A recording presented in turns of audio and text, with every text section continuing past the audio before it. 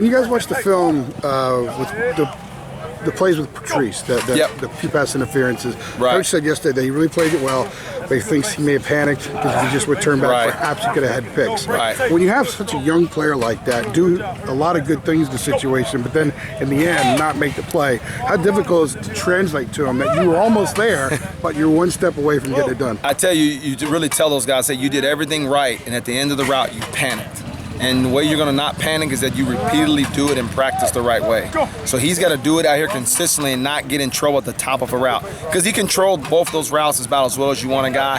And really, if he had to truly just finish fundamentally what we teach about getting his eyes around, he probably would have had the chance to pick both of those balls. So you give him confidence that he did everything right, but you allow him to know that getting pass interference calls on 3rd and 8 and 3rd and 7 are killers for the defense. And with experience, he'll get better. In those two plays, his size certainly stood out. I mean, it was is teaching him to understand his size is an advantage and to recognize that, and when that becomes at the most critical point in the advantage. It's like a big man in basketball. You tell him to play up to his size. Don't play small. He was in complete control physically and leverage position on those routes. Just use your size. Turn that big 6'2" frame around. Look for the ball and go up and make a play. And I think, again, he wants to do it so right all the time that he panicked at the top. And I think it's going to come with some playing time. Those really his first 2 balls he's ever defended in college football. And so the outcome wasn't what we want. But the good thing about me from a coach looking from that perspective is he did everything fundamentally right up until the point where he had to make a play for the ball. How did he handle dealing with that, and Sunday especially? I think he was disappointed. I think he felt that he made a mistake that hurt the team. But I told him that's going to happen. And the only way you make it right is if you learn from this mistake and it doesn't happen again. You can't be a repeat offender game in and game out. So I think for him it's going to be the confidence knowing that I was in position.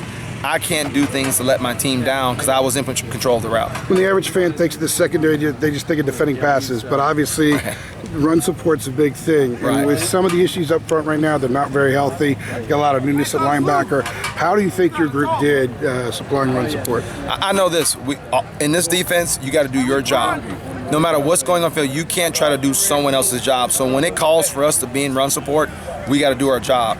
If it calls for us not to be in run support, we better play the pass first and be the secondary fitter in the run game. So everything we do is about a primary job and a secondary job.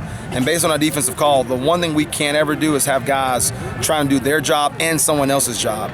Now, when the ball breaks, we got to be football players to bring the ball down. Don't get me wrong, we got to tackle in space. But in every defense, you have a primary role. And so I just train my guys. Do your job first, because as soon as you start having safeties run up at the line of scrimmage is when the ball goes over our head for a 60-yard ball. I know that Illinois has a different offense now, but same quarterback you guys saw last year. How much does it help that you at least went against him for 4 quarters last year, so you understand some things? I think you understand the kind of player he is. He's a big, strong, armed guy. He's a big old body. He does a great job of reading 2 high and 1 high safeties. He makes a lot of on the ball and on the line of scrimmage checks for his offense. So I think you sort of know the product you're getting with a big, talented quarterback. So I think that does give us a little insight as opposed to Georgia, where you sort of don't know. We sort of know what he is as a quarterback, and he's a very, very good player. And so I think that gives us a little bit of understanding of what we're going to get. But being a new offense and new coaching staff, scheme-wise, they're going to do things differently.